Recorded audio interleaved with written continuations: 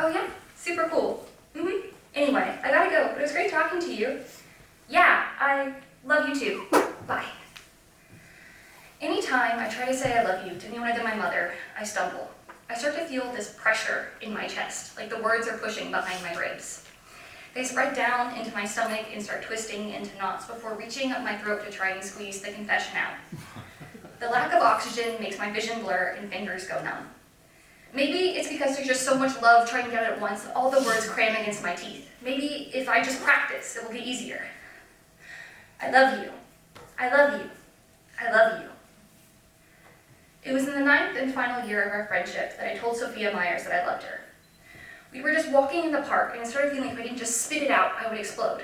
It really shouldn't have been that hard. I mean, we said it all the time, that we were each other's best friends. We said that we were sister friends, family. Once we pinky swore that we would be each other's maids of honor. So I told her I loved her, and she said, I love you too, Charlotte, and we just kept walking. It wasn't my love for her that made us go separate ways. It was one conversation, much later, that made her look at me differently, where loving me became conditional. A couple years ago, we got together again for lunch, and it was so easy. It felt like we were 10 again and sitting on her bedroom floor, like we were sisters again. I know from her Instagram that a lot of her views have changed. I know that she listens to Claro. I know that she loves her boyfriend. They just hit 3 years. I think, given the chance, we could be close again. We were girls together. I want to still be girls together.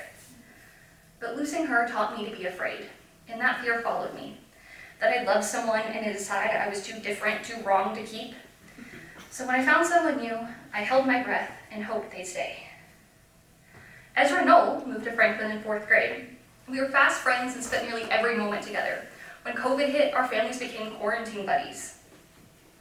We pinky promised that when we got to high school, we would paint our parking spaces to match.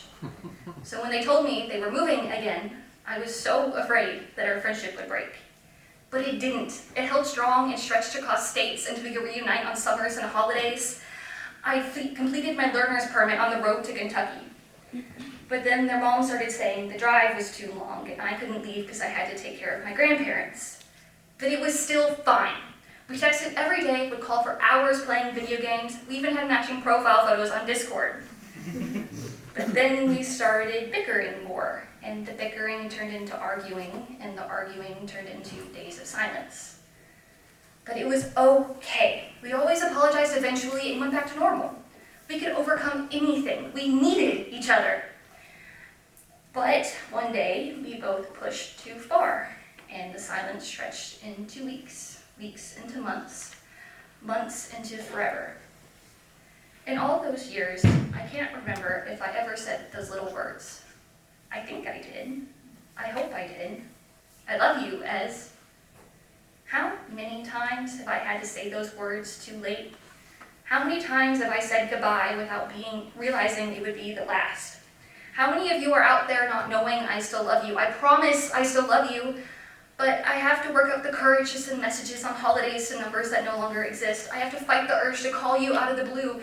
I want to ask, how are you? How's your brother? Do you still have your half of the friendship necklace? I still have mine, and yeah, I know. It's never too late. I know I should send a text and ask to go get coffee, but how can I do that when the few years since we last spoke feels like a million lifetimes?